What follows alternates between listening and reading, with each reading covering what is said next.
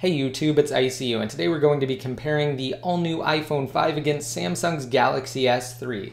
And before we get started, I just wanted to say that I'm going to keep this review as unbiased as possible, and we're kind of just going to go over a couple of things with both devices and do a comparison between the two to maybe help you guys decide which phone better suits you. So when looking at these two smartphones, the difference is immediately noticeable.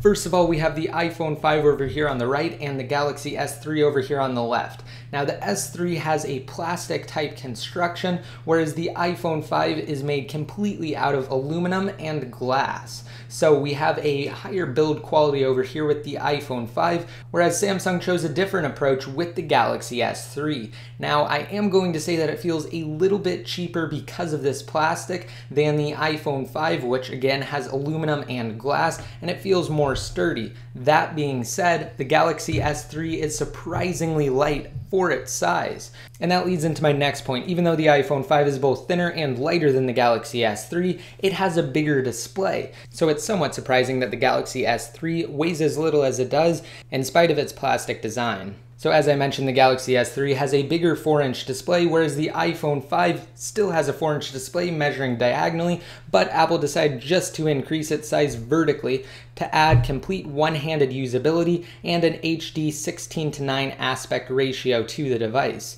And of course, that's one of the things that I like about the iPhone 5 as opposed to the S3 is the fact that it's much easier to use with one hand. But it all comes down to preference, whether or not you want a phone with a bigger display that's somewhat harder to use with one hand, or you want a phone with a somewhat smaller 4-inch display that's incredibly easy to use with one hand and has an HD 16:9 aspect ratio. And with that said, let's get into some of our tests between these two smartphones. So first of all, we're going to take a look at the browsing capabilities on both of these smartphones here, but before we do that, let's go ahead and ensure that all applications are closed out simply by exiting out of them in the multitasking interface. Now let's load them up at the same exact time. As you can see, Safari was brought up first on the iPhone here, and it doesn't actually load anything because it wants you to go somewhere before it loads. Whereas over here on the S3, it immediately went to Google by default. So we're actually just going to take a quick look and load my website. All right, now we're going to tap on both of these at the same exact time. Also note that it is running on the same Wi-Fi network as the iPhone 5, which finished first. As you can see, right here, it is completely loaded, whereas on the S3, it just finished loading right now. So there is a pretty big lag there between when the iPhone 5 loaded and when the S3 loaded. All right, and let's just go up and do a quick Google search. Now this is just going to be very simple. I'm just going to search for best tech info, and let's go up here on the S3 and do the same thing. All right, here we're going to go on both of these devices at the exact same time. So as you can see, the iPhone 5 finished slightly ahead of the S3 in that test as well, and you'll see that for basically all websites I'm going to load. Now let's just do a couple more here really quick, and let's do YouTube right now. Okay, pressing go at the exact same time. Again, the iPhone 5 did finish ahead of the Galaxy S3. Now let's just do a quick search inside of the YouTube mobile website here. All right, here we go. We do have the same search on both phones, and we're going to hit go at the exact same time. So as you can see, it was a very close call between those two. The difference wasn't even really noticeable at all. So again, when looking at browser capabilities, the iPhone 5 does appear to be faster than the Samsung Galaxy S3, and I'll actually talk about that more towards the end of this video when we actually go into our SunSpider JavaScript test. So let's just go ahead and exit out of both of these browsers here. You will also notice that when I exit out, the iPhone does finish first ahead of the S3 as far as getting to the home screen goes. So let's press the home buttons right now.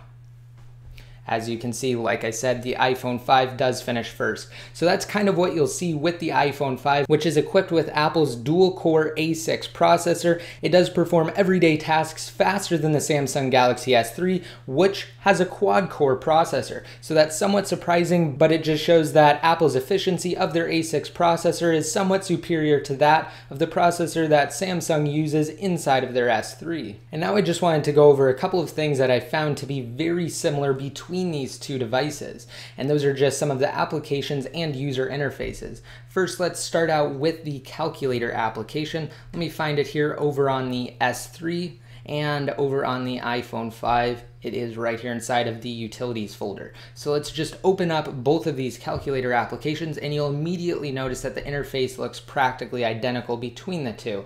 And just as a speed comparison, the iPhone 5 of course did finish first when opening up the application. So again, like I said, the interface does look very similar between these two devices for a lot of the different applications that they have and come preloaded with. So let's go ahead and look at the camera app now too as well. So we have the camera over here on the S3 and on the iPhone 5.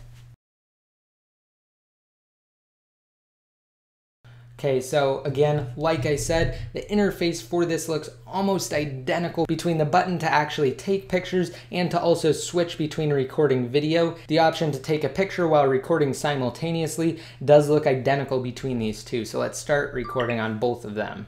And as you can see, we have the button over here on the iPhone 5 to take a picture while recording, and it's the same over here on the Samsung Galaxy S3. So as you can see, we did just take a picture on both of these smartphones while recording. The interface does look very similar for both of these devices across numerous applications. What it all boils down to though is personal preference, whether or not you want a larger 4-inch display or one that you can easily use with one hand, which has that HD 16:9 aspect ratio. With that being said though, there's more to the screen than just the size of it. You also have to take into account the quality. So let's go ahead and look at the exact same images on both of these devices here, and you'll notice that the screen is different. Apple's Retina display versus the S3's AMOLED display. So we're going to load up the Photos app on the iPhone 5 here and the Gallery app on the S3.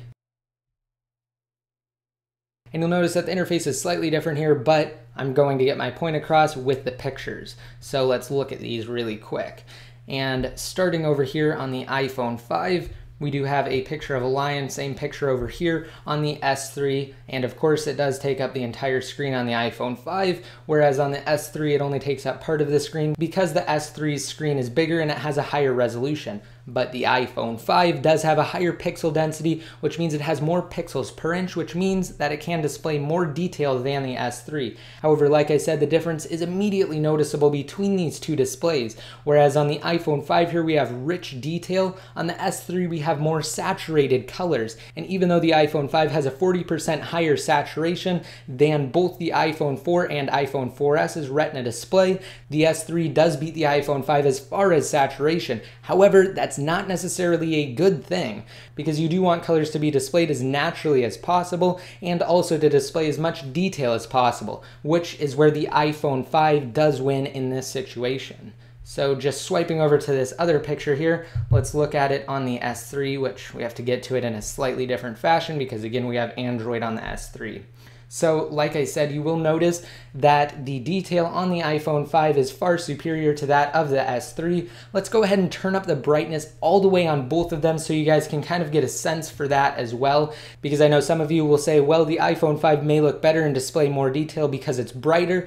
And yes, that is partially true because the S3's backlight isn't as bright as the iPhone 5's backlight, but that also is largely due to the Retina display. So let's go ahead and, like I said, turn up the brightness on both of these smartphones here.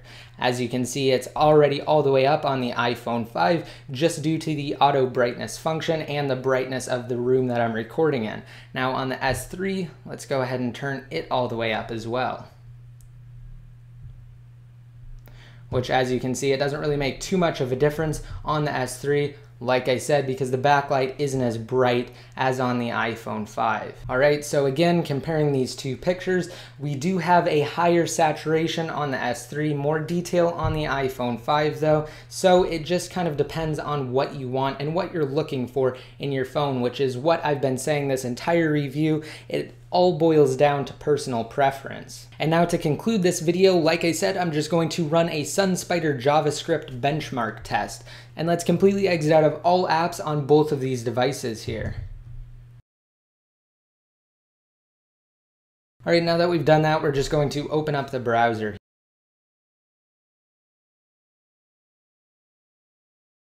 And as you can see, the S3 is struggling to pick up where it last left off before we closed out of the application, whereas the iPhone 5 immediately picked it up. So let's just go ahead and do a quick Google search for SunSpider JavaScript. All right, so let's just search for these at the exact same time on both the iPhone 5 and the S3. iPhone 5 finished far ahead of the S3 in that one, but that's not really what we're here to do. We are going to compare the two in the SunSpider JavaScript test. So now that we're zoomed in here, we're going to run it on both of these at the exact same time.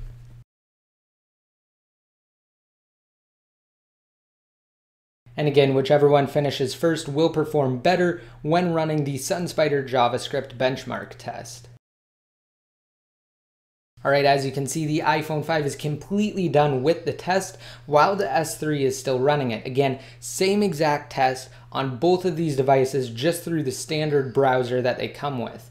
So zooming in here on the iPhone 5, again, we did finish far ahead of the S3 with a total of 936.6 milliseconds. So again, we're still running over here on the S3, and I have a feeling it is going to take a while to finish, so let's just let it play through.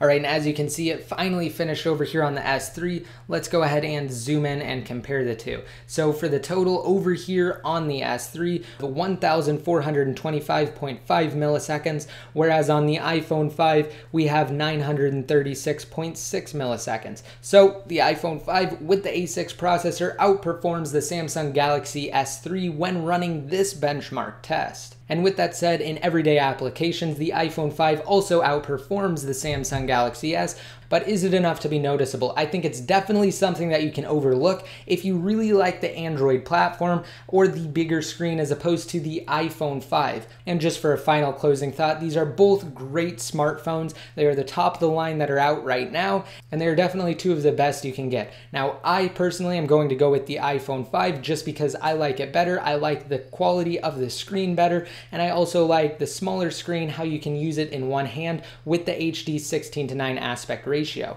However, if that's not for you, definitely go with the S3, and if I didn't go with the iPhone 5, I would go with the S3. However, I definitely like iOS over the Android mobile operating system.